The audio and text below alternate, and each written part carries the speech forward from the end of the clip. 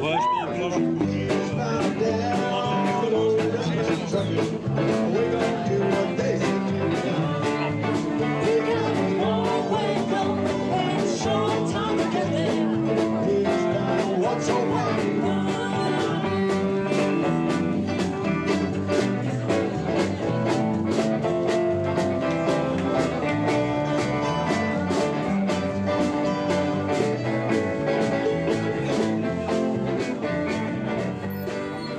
Bonjour.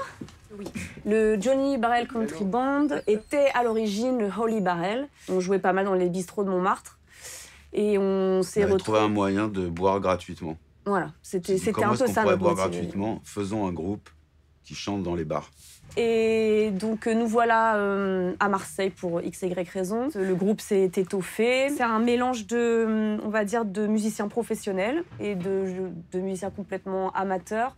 Je pense que ce qui nous rassemble, c'est une certaine envie de s'amuser, en fait. Et de chanter et de chanter ces chansons-là, en fait. Voilà.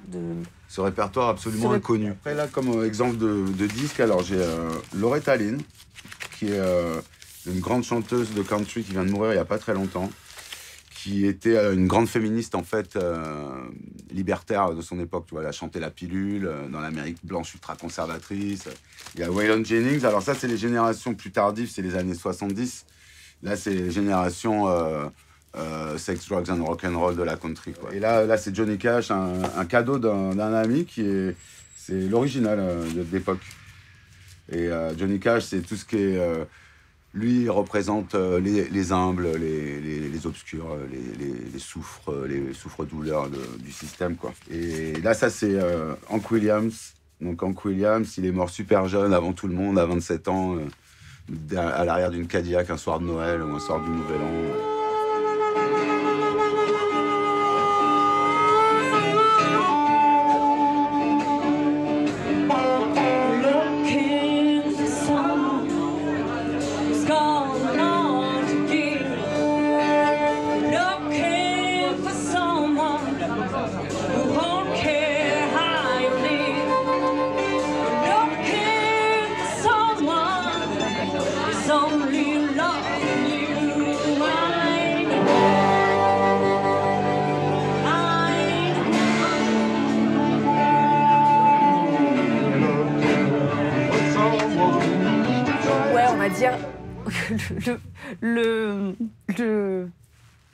Le profil typique du public du Johnny Barrel Country Band, on va dire, ce serait un peu vieux schnock, un peu ringard,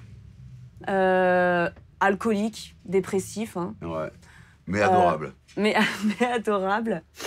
Et des fois, tu sais pas pourquoi, quelques gonzesses un peu bourrées qui aiment bien se foutre à poil sur les comptoirs. Ça arrive. Ouais. Et puis des fois, des gars qui viennent carrément te mettre des coups de pied dans ton flight case parce que tu chantes un truc de raciste, quoi. Ah oui, voilà. Alors, il y a une image en France, notamment, de la country music comme étant vraiment une musique de fachos, cathos, extrémistes. Alors, effectivement, ça existe, mais ce n'est pas que ça. C'est quand même un répertoire qui est très large et très riche. Donc, ça existe, mais il existe surtout autre chose. Justement,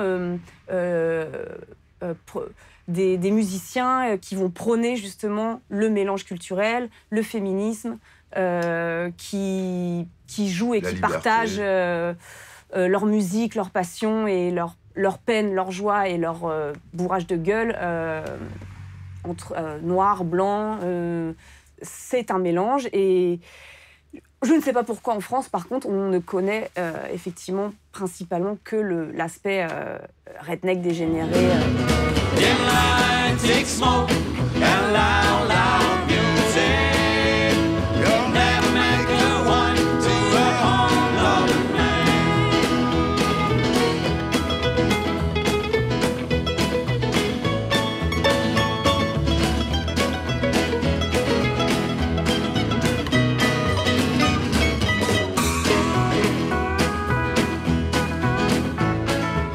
Pas grand-chose à part le plaisir de chanter ces chansons qui sont bien écrites avec un humour particulier et des arrangements et des harmonies de voix. Moi, c'est parce que j'adore les harmonies de voix.